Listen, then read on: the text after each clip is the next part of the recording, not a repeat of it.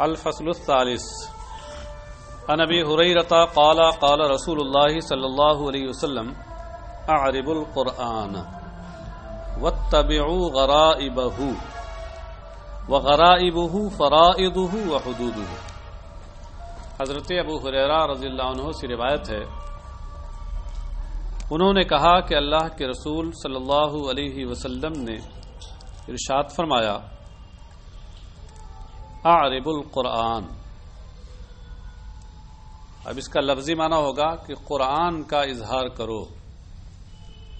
عاربو اعراب سے صیغہ امر ہے، اور اعراب کا معنی کیا ہوتا ہے؟ اظہار۔ نحوی جو اعراب کو اعراب کہتے ہیں وہ اسی وجہ سے کہ اس سے اس کلمے کی حالت اور کیفیت کا اظہار ہوتا ہے کہ اس پر کون سی حالت طاری ہے، فاعلیت کی، مفعولیت کی یا اضافت کی۔ تو اس سے چونکہ اس کا اظہار ہوتا ہے اس لیے اس کو اعراب کہتے ہیں۔ اور عربی زبان میں ترکیب کو بھی اعراب کہتے ہیں، اور ترکیب کو بھی اسی لیے اعراب کہا جاتا ہے کہ ترکیب سے بھی کلمات کے باہمی رشتے اور تعلقات واضح اور ظاہر ہوتے ہیں۔ تو بہرحال اظہار کا معنی اس لفظ میں جہاں بھی پایا جاتا ہے۔ عارب القرآن کا مطلب یہ ہے کہ قرآن کے معانی اور مضامین کا اظہار کرو۔ قرآن کا مطلب اس کا کیا ہے، اس آیت کا کیا مطلب ہے، اس کا بیان کرو اس کو۔ یعنی اللہ نے اگر آپ کو یہ صلاحیت دی ہے اور زبان اتنی جانتے ہیں تو اس کو، اب ظاہر سی بات ہے اظہار کب ہوگا؟ جب آپ پہلے خود اس میں غور کریں گے اور کسی حد تک یقینی حد تک اس کے معنی تک پہنچ جائیں گے تو اس کے بعد اظہار ہوگا۔ حاصل کیا ہوا اس کا کہ پہلے قرآن کے معنی میں غور و فکر کرو اور اس کے بعد پھر لوگوں کے سامنے اس کا بیان و اظہار کرو۔ واتبعوا غرائبہ، اور قرآن کے جو غرائب ہیں ان کی پیروی کرو۔ اب غرائب کیا ہیں؟ غرائب تو غریبتن کی جمع ہے۔ غرائب سے یہاں کیا مراد ہے؟ خود آگے فرمایا کہ وغرائبہ فرائضہ وحدودہ، اور قرآن کے غرائب یہ اس کے فرائض اور حدود ہیں۔ فرائض اور حدود، فرائض فریضتن کی جمع اور حدود حد کی جمع۔ فرائض اور حدود سے کیا مراد ہے؟ ایک تو وہی معنی جو محشی نے اشارہ کیا نیچے لکھ کر، فرائضہ اے اوامرہ، حدودہ اے نواہی، کہ قرآن کے غرائب کیا ہیں؟ اس کے اوامر و نواہی، جن چیزوں کا حکم دیا گیا ہے یا جن چیزوں سے منع کیا گیا ہے تو ان کی پیروی کرو۔ یعنی جن چیزوں کا حکم دیا گیا ہے ان پر عمل پیرا ہو جاؤ، اور جن چیزوں سے منع کیا گیا ہے ان سے رک جاؤ۔ سمجھے؟ اچھا صاحب۔ اور کچھ حضرات نے کہا کہ یہاں فرائض سے مراد تو وہی وہ چیزیں ہیں کہ جن کا کرنا یا نہ کرنا لازم ہے، اور حدود سے مراد سنن و مستحبات ہیں۔ ایک تشریح بھی کی گئی، ایک تشریح اور کی گئی ہے، اور وہ یہ ہے کہ فرائض سے مراد احکام میراث ہیں جو قرآن کریم میں بیان ہوئے، اور حدود سے مراد دیگر اور احکام ہیں۔ اور ان کو حدود اس لیے کہا گیا کہ وہ اللہ کی قائم کردہ حدیں ہیں، وہ احکام اللہ کی قائم کردہ حدیں ہیں، اور ان احکام پر کو قرآن کریم میں جگہ جگہ حد کہا بھی گیا ہے۔ کہا گیا فلا تعتدوها، ان حدوں کو نہ پھلانگو، ان سے آگے نہ بڑھو۔ تو یہ تین میں سے جو چاہیں آپ تشریح کر لیں۔ وعن عائشہ ان النبی صلی اللہ علیہ وسلم قال قراءة القرآن في الصلاة افضل من قراءة القرآن في غير الصلاة، وقراءة القرآن في غير الصلاة افضل من التسبيح والتكبير، والتسبيح افضل من الصدقة، والصدقة افضل من الصوم، والصوم جنة من النار۔ ام المومنین حضرت عائشہ صدیقہ رضی اللہ عنہا سے روایت ہے کہ نبی اکرم صلی اللہ علیہ وسلم نے ارشاد فرمایا کہ نماز میں قرآن پڑھنا نماز کے باہر قرآن پڑھنے سے افضل ہے، بہتر ہے۔ فی غیر الصلاۃ کا مطلب کیا ہے؟ نماز سے باہر، کیونکہ ظاہر ہے نماز سے باہر آپ قرآن پڑھیں گے تو قرآن پڑھنے کا ثواب ملے گا، اور نماز میں قرآن پڑھیں گے تو نماز کا بھی ثواب اور اس کے ساتھ ساتھ قرات قرآن کا بھی ثواب۔ ہم خرما و ہمدام، آم کے آم گٹھلیوں کے دام، ڈبل فائدے کیوں؟ وقراءۃ القرآن فی غیر الصلاۃ افضل من التسبیح والتکبیر، اور نماز کے باہر قرآن کریم پڑھنا یہ تسبیح اور تکبیر سے بہتر ہے، یعنی سبحان اللہ، اللہ اکبر کہنے سے بہتر ہے۔ مطلب یہ کہ عام جو ذکر الہی ہے اس سے بہتر ہے۔ اس کی وجہ کیا ہے کہ قرآن کلام الہی ہے، اللہ کا کلام ہے، اور دیگر آپ جو تسبیح کریں گے تو کوئی ضروری نہیں کہ اللہ کا کلام آپ کا کلام ہو سکتا ہے، اور ظاہر ہے کلام الہی کو بندے کے کلام سے پر افضلیت حاصل ہے۔ والتسبیح افضل من الصدقہ، اور تسبیح یہ صدقے سے افضل اور بہتر ہے،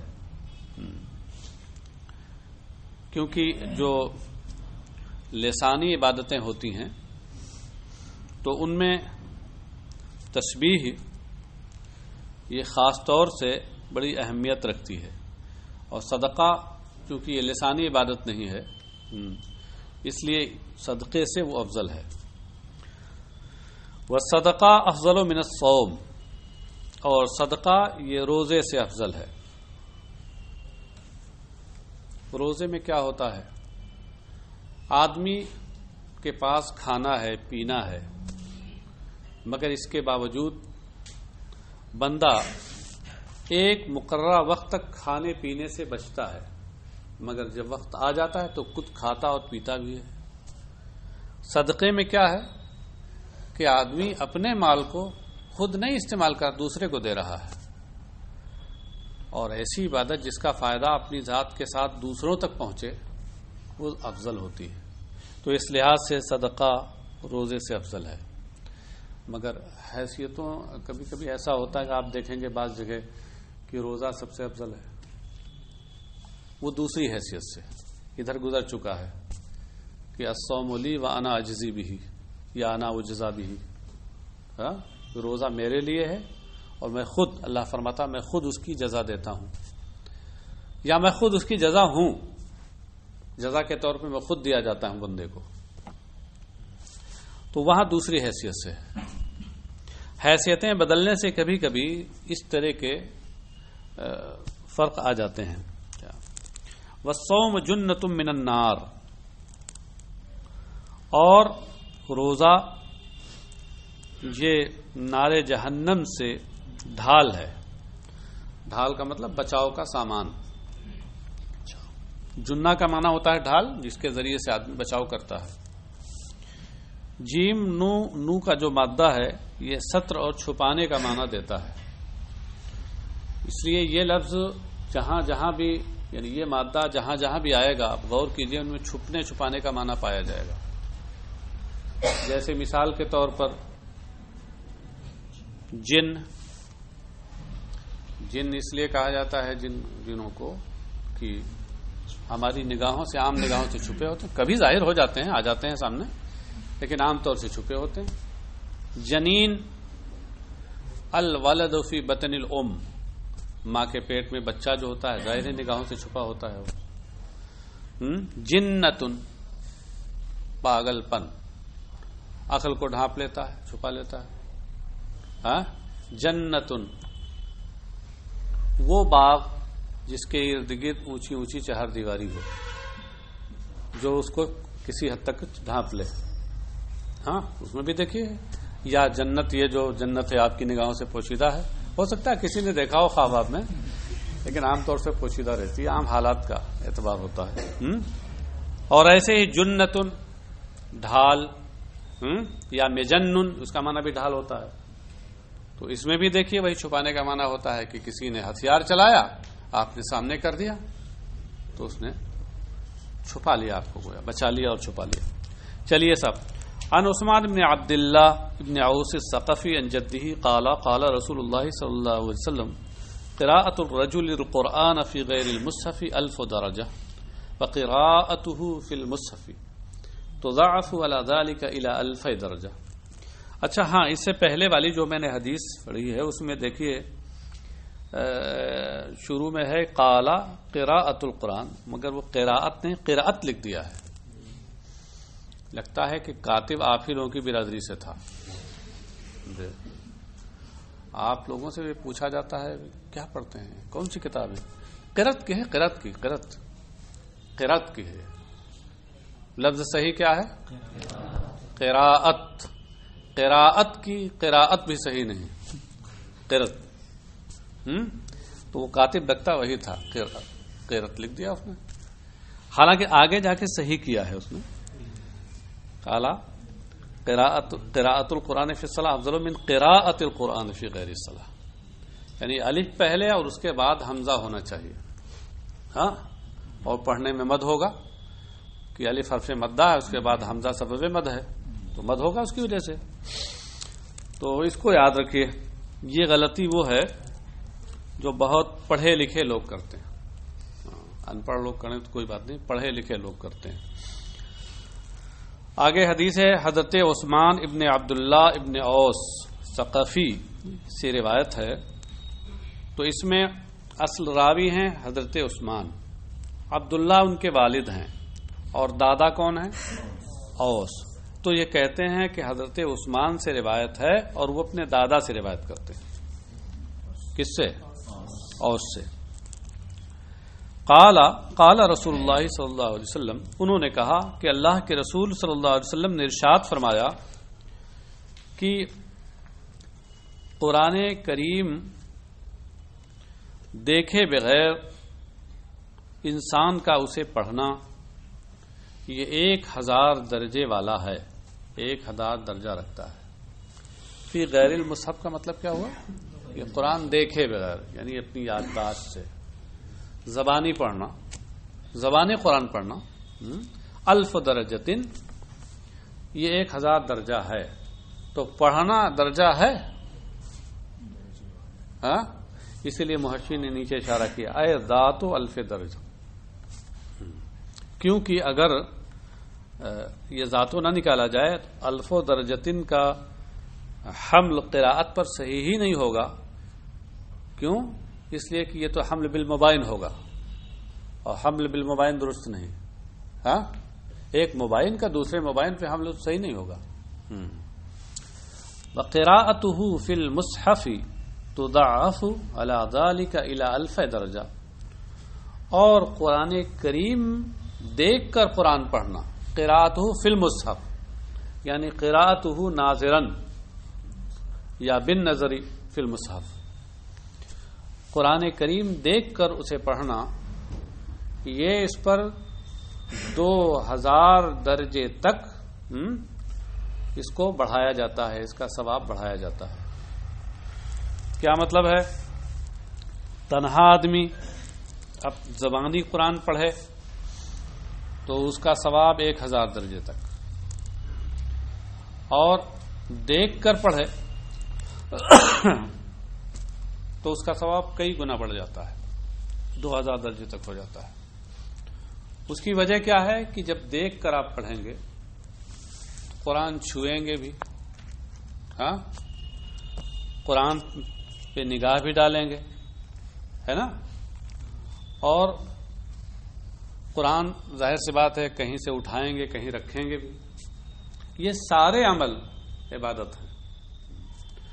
قرآن کو دیکھنا بھی عبادت ہے، قرآن کا چھونا بھی عبادت ہے، قرآن کو ایک جگہ سے لے کر دوسری جگہ جانا بھی عبادت ہے. پڑھنا تو عبادت ہے ہی ہے. زبانی پڑھیں گے تو صرف پڑھنے والی عبادت ہوگی، اور دیکھ کر کے پڑھیں گے تو یہ ساری صورتیں بھی پڑھیں گے، ان کے بھی ثواب بڑھ جائیں گے. تو اس لیے کہا کہ 2000 درجے تک اس کا ثواب بڑھا دیا جاتا ہے. وعن ابن عمر قال قال رسول اللہ صلی اللہ علیہ وسلم ان هذه القلوب تصدأ كما يصدأ الحديد اذا اصابه الماء قيل يا رسول الله وما جلاؤها قال كثرة ذكر الموت وتلاوة القرآن یا تلاوت القرآن، دونوں صحیح ہے۔ محشی نے لکھا بالرفع و یجوز جرہ، یہ ہونا چاہیے تلاوت کے نیچے، مگر کاتب صاحب نے کرامت دکھائی کثرت کے نیچے لے آئے اس کو۔ ہاں، کثرت میں تو متعین ہے رفع پڑھنا، وہاں کثرت و ذکر الموت میں کثرت کو رفع پڑھنا متعین ہے۔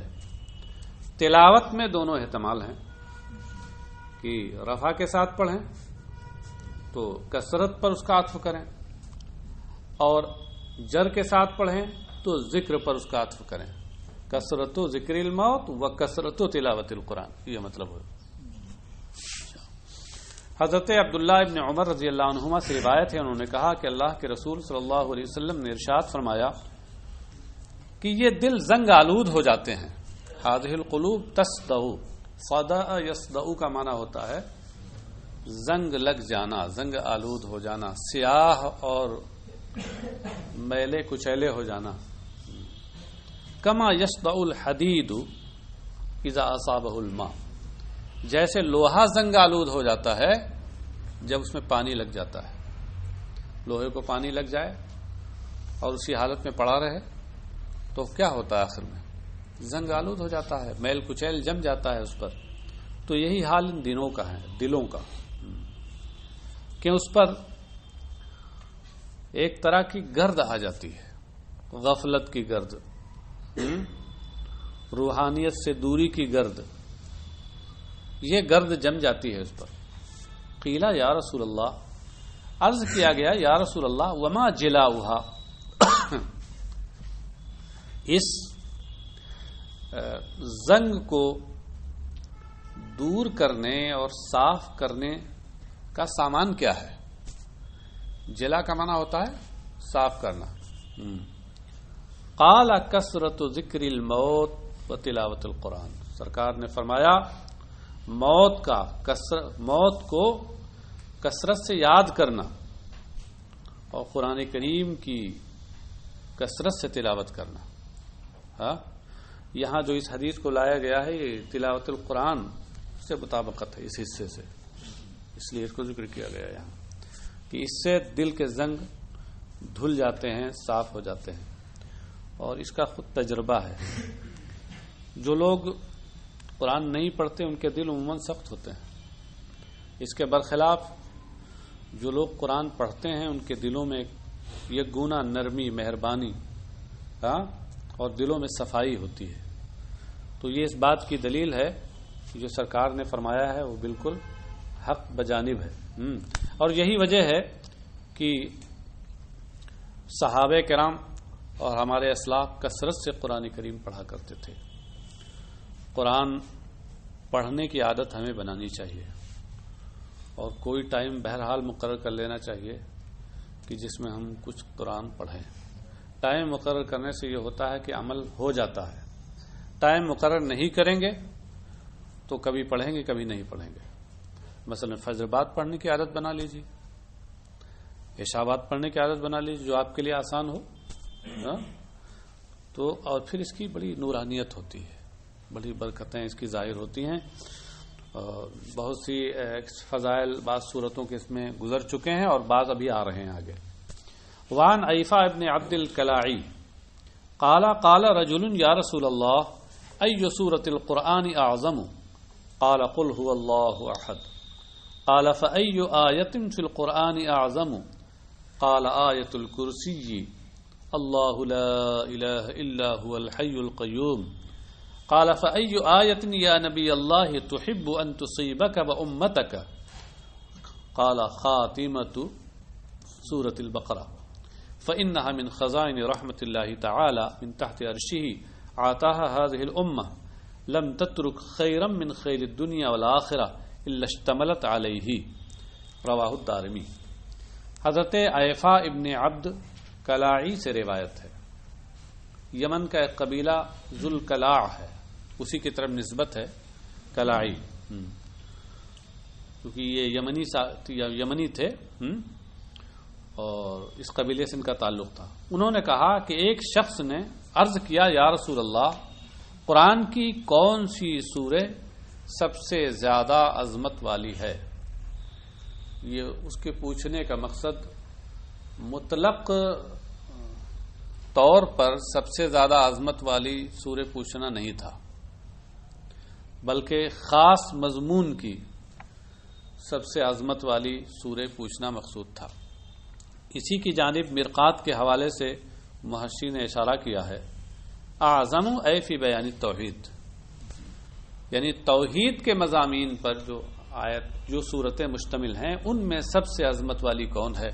قال قل هو اللہ احد، تو فرمایا قل هو اللہ احد. قال فأي آیۃ فی القرآن اعظم، تو پھر اس نے پوچھا کہ قرآن کی کون سی آیت سب سے زیادہ عظمت والی ہے؟ کیا مطلب؟ اے فی بیان صفاتہ تعالی، اللہ کی صفات کے تعلق سے جو آیتیں ہیں جن میں اللہ کی صفات بیان ہوئی ہیں تو ان میں کون سی آیت سب سے عظمت والی ہے، سب سے بہتر ہے؟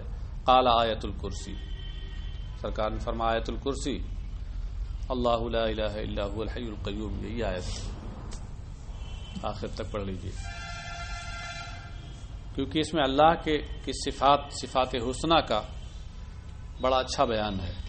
قال فأي آیۃ یا نبی اللہ تحب ان تصیبک و امتک، اس نے عرض کیا یا اے اللہ کے نبی تو کس آیت کو آپ پسند کرتے ہیں کہ آپ اور آپ کی امت تک وہ پہنچے؟ وہ پہنچے کیا مطلب؟ یعنی اس کا ثواب، اس کا فائدہ پہنچے. قال خاتمۃ سورۃ البقرہ، سرکار نے فرمایا سورہ بقرہ کی آخری آیتیں، خاتمہ جو ہے. فإنها من خزائن رحمت اللہ تعالی، یہ آمن الرسول سے لے کر آخر تک سورہ بقرہ کی جو آیتیں ہیں تو یہ خاتمۃ سورۃ البقرہ کہلاتی ہیں. فرمایا کہ اس لیے کہ یہ عرش الہی کے نیچے رحمت الہی کے اللہ کی رحمت کے خزانوں میں سے ہیں جو اللہ نے اس امت کو عطا فرمائے ہیں. لن تترک خیرا من خیر الدنیا والآخرہ الا اشتملت علیہ، دنیا اور آخرت کی کوئی بھلائی نہیں چھوٹی ہے جس پر یہ آیت مشتمل نہ ہو. دنیا اور آخرت کی ہر بھلائی کو اجمالاً اس میں ذکر کر دیا گیا ہے. ہاں، اس میں ایمان بھی ہے، اس میں دعا بھی ہے اور مضامین توحید بھی ہیں. تو بہت کچھ اس طرح کی دنیا اور آخرت کی بھلائیوں کا سامان اس کے اندر موجود ہے. ہاں، اور دعا بھی ایسی کی ربنا لا تؤاخذنا ان نسینا واخطانا ربنا ولا تحمل علینا اصرا كما حملته على الذين من قبلنا ربنا ولا تحملنا ما لا طاقة لنا به واعف عنا واغفر لنا وارحمنا انت مولانا فانصرنا على القوم الكافرين. ان دعاؤں پہ دعائیں ہیں. رواہ الدارمی، امام دارمی نے اسے روایت کیا. وعن عبد الملک ابن عمیر مرسلا قال رسول اللہ صلی اللہ علیہ وسلم فی فاتحة الكتاب شفاء من كل داء. رواہ الدارمی والبیہقی فی شعب الایمان.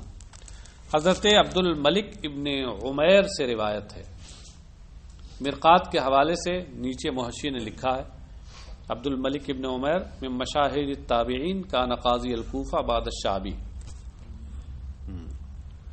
کہ یہ مشاہیر تابعین میں سے ہیں اور امام عامر شعبی کے بعد کوفہ کے یہ قاضی تھے. تو تابعی ہیں یہ، اور یہ کہتے ہیں کہ قال رسول اللہ صلی اللہ علیہ وسلم، اللہ کے رسول صلی اللہ علیہ وسلم نے فرمایا. تو تابعی تو اسے کہتے ہیں جس کی حالت ایمان میں سرکار سے ملاقات نہ ہو، اور یہ کہہ رہے ہیں کہ قال رسول اللہ صلی اللہ علیہ وسلم، اللہ کے رسول صلی اللہ علیہ وسلم نے فرمایا. اس کا مطلب بیچ کی ایک کڑی غائب ہے. ہاں، اب وہ ہے صحابی. تابعی جب صحابی کو حذف کر کے اور سرکار سے ڈائریکٹ روایت کرے تو اس کو کہتے ہیں حدیث مرسل. اس لیے صاحب مشکات نے کہا کہ ان عبد الملک ابن عمیر مرسلن، حضرت عبد الملک ابن عمیر سے مرسلن روایت ہے. انہوں نے کہا کہ رسول اللہ صلی اللہ علیہ وسلم نے ارشاد فرمایا کہ فی فاتحۃ الکتاب شفاء من کل داء، کہ سورہ فاتحہ میں ہر بیماری کی شفا ہے. دیکھیے اوپر سب لکھ دیا جسمانی اور روحانی، اس لیے سورہ فاتحہ کو سورہ شفا بھی کہتے ہیں، اور سورہ شافیہ بھی اس کا ایک نام ہے. بہت سے نام ہیں سورہ فاتحہ کے، ان میں سے سورہ شفا بھی ہے، سورہ شافیہ بھی ہے. آپ دیکھیے جب تفسیر بیضاوی پڑھیں گے تو شروع ہی میں سب بتائیں کہ کتنے نام ہیں میں سے یہ. مطلب یہ ہے. اچھا یہاں جو یہ کہا گیا ہے کہ فاتحہ سورہ فاتحہ میں مرقات کے حوالے سے اس کے نیچے لکھا قراءتن و کتابتن. ہاں قراءتن و کتابتن یعنی پڑھنے میں بھی شفا ہے، لکھنے میں بھی شفا ہے. ارے آپ لوگوں میں سے بہت سے معوذ ہوں گے جو لکھ لکھ کر کے مریضوں کو دیتے ہیں، ہاں شفا ہوتی ہے اس میں. اور اس سے بہتر تعویذ کیا ہے؟ مگر اب یہ کہ احتیاط کی زیادہ ضرورت ہوتی ہے قرآن آیات میں. مگر آپ لوگ جو معوذ ہوتے ہیں تو بتا بھی دیتے ہیں کہ بھائی اس کو جامع کر لیجئے گا تاکہ اثر وہاں تک نہ ہو پہنچے، بند رہے. کیوں آپ لوگوں کو اس لیے کہہ رہا ہوں، میں تو تعویذ وغیرہ لکھتا نہیں، اس لیے میں کہہ رہا ہوں. رواہ الدارمی والبیہقی فی شعب الایمان، امام دارمی نے اسے روایت کیا اور امام بیہقی نے شعب الایمان میں روایت کیا. فی شعب الایمان کا تعلق سے بیہقی سے ہے کیونکہ انہی کی کتاب ہے، امام بیہقی کی یہ کتاب. عن عثمان بن عفان قال من قرأ آخر آل عمران فی لیلۃ کتب له قیام لیلۃ. وعن مکحول قال من قرأ سورۃ آل عمران یوم الجمعۃ صلت علیہ الملائکۃ الی اللیل. رواہ الدارمی. حضرت عثمان بن عفان رضی اللہ عنہ سے روایت ہے، انہوں نے کہا کہ جو شخص سورہ آل عمران کی آخری آیت رات میں کسی رات میں پڑھے تو اس کے لیے پوری رات کی عبادت کا، نفلی عبادت کا ثواب لکھ دیا جائے گا. قیام اللیلہ کا مطلب کیا ہوتا ہے؟ شب بیداری اور نفلی عبادت کرنا، رات میں جاگ کر نفلی عبادت کرنا. سورہ آل عمران کی آخری آیتیں ان فی خلق السماوات والارض یہاں سے لے کر آخر. وعن مکحول، حضرت مکحول سے روایت ہے، انہوں نے کہا کہ من قرأ سورۃ آل عمران یوم الجمعہ، کہ جو شخص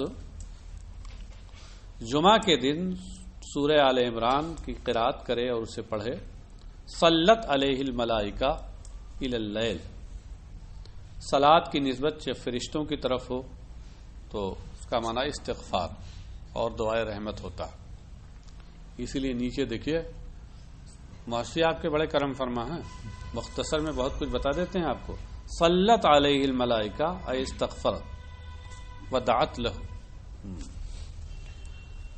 تو رات تک فرشتے اس کے لیے استغفار کرتے ہیں، اس کے بخشش کی دعا کرتے ہیں. اور فرشتوں جیسی اللہ کی مقدس اور معصوم مخلوق دعا کرے تو قبولیت کی بہت امید ہے. وعن جبیر ابن نفیر، اچھا ان کو کہا کہ امام دارمی نے ان دونوں کو روایت کیا کیونکہ ان کا طریقہ ہے کہ ہر حدیث کے بعد پھر اس کا حوالہ دیتے ہیں اجمالی. لیکن یہ پہلی والی جو عثمان ابن عفان اس کے بعد حوالہ نہیں دیا تھا، تو چونکہ دونوں دارمی میں ہیں اس لیے یہاں اکٹھا حوالہ دے دیا کہ رواہ الدارمی. وعن جبیر ابن نفیر ان رسول اللہ صلی اللہ علیہ وسلم قال ان اللہ ختم سورۃ البقرہ بآیتین اعطیتہما من کنزہ الذی تحت العرش فتعلموہن وعلموہن نساءکم فإنہا صلاۃ وقربان یا قربان ودعاء. رواہ الدارمی مرسلہ. حضرت جبیر ابن نفیر سے روایت ہے. یہ جبیر ابن نفیر یہ انہوں نے دور جاہلیت اور دور اسلام دونوں پایا ہے، لیکن دور اسلام تو پایا مگر سرکار سے ملاقات نہیں ہوئی، تو اس لحاظ سے صحابی نہیں، ہاں تابعی ہوں گے نا، ہاں ایسے لوگوں کو مخضرمین کہا جاتا، مخضرم۔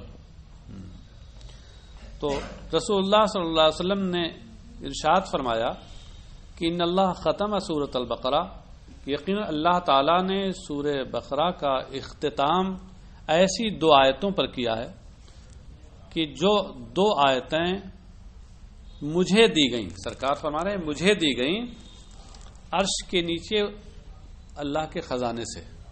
اس سے پہلے ایک حدیث گزر چکی ہے جس میں یہ ہے کہ یہ سورہ بقرہ کی آخری جو آیتیں ہیں یہ عرش کے نیچے جو خزانہ ہے اس میں تھی، وہاں سے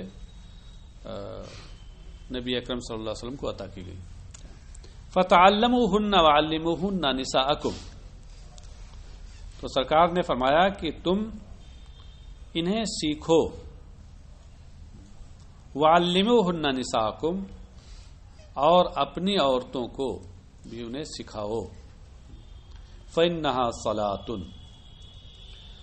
وَقِرْبَانٌ وَدُعَاءٌ، کیونکہ یہ جو آیتیں ہیں یہ صلاتن،